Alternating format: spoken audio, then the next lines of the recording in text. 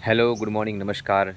TET વનના સૌ ઉમેદવારોને good morning મારા મિત્રો. આવતીકાલથી ફરી એકવાર વિદ્યા સહાયકમાં જિલ્લા પસંદગીની પ્રક્રિયા શરૂ થઈ રહી છે, ત્યારે ખાસ ફરી બે હાથ જોડીને વિનંતી કરવા માટે આવ્યો છું ત્યારે એવા ઉમેદવારોને કે જેઓ હાલ ચાલુ કોઈ સરકારી નોકરી કરી રહ્યા છે, સરકારના સારા એવા વિભાગમાં છે, વિદ્યા સહાયક તરીકે નોકરી કરી રહ્યા છે, એવા તમામ ઉમેદવારો, ચાહે મહિલા હોય કે પુરુષ, એવા સૌ ઉમેદવારોને મારી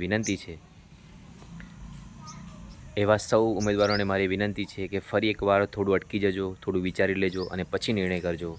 કારણ કે તમારી પાસે તો નોકરી છે, પરંતુ એવા ઘણા ઉમેદવારો છે. આ ભરતીની અંદર 95% એવા ઉમેદવારો છે કે જેની માટે આ માત્ર એક અને અંતિમ તક છે. તો એવા સૌ ઉમેદવારોના માટે થોડું વિચારજો. જેમ ગૌતમ બુદ્ધે કહ્યું છે કે જો તમે કોઈના માટે માર્ગમાં દીવો પ્રગટાવશો તો તમારા માટે પણ અજવાળું થશે.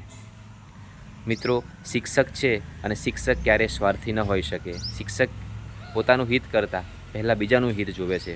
તો એવા સૌ ઉમેદવારોને, એવા સૌ સરકારી નોકરિયાત ઉમેદવારોને ખાસ મારી વિનંતી છે કે થોડું અટકીને થોડું વિચારીને નિર્ણય કરજો, જેથી કરીને એવા બેરોજગાર ઉમેદવારોને નોકરી મળે કે જેના માટે એકમાત્ર અંતિમ તક છે અને એના ભરોસે જ એનું જીવન ટકેલું છે, એનો પરિવાર ટકેલો છે. તો ફરી એકવાર બે હાથ જોડીને નમ્ર વિનંતી કરું છું, એક નાના ભાઈ તરીકે, એક મિત્ર તરીકે, કે તમે થોડું વિચારજો અને બની શકે તો આ ભરતી પ્રક્રિયામાં ભાગ ન લઈ તમારા કોઈ બીજા મિત્રને, બેરોજગાર મિત્ર માટે આ તક જે છે એ તક તમે એને આપજો, જેથી કરીને એનું જીવન સુખી થાય, એવી મારી વિનંતી છે.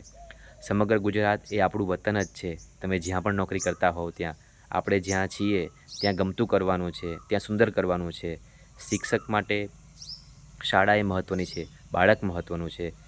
એ જે ધ્યેય માટે બન્યો છે એ ધ્યેય મહત્ત્વનું છે, ન કે વતન કે જિલ્લો કે ન કોઈ સારું શાળા કે સારું ગામ. એટલે ફરીથી બે હાથ જોડીને વિનંતી કરું છું કે તમે આ ભરતી પ્રક્રિયામાં ભાગ ન લો, એવી મારી ઈચ્છા છે, એવી મારી અભ્યર્થના છે. હું કોઈને ફરજ નથી પાડતો, બસ બે હાથ જોડીને એક નમ્ર અરજ કરું છું, વિનંતી કરું છું. આભાર.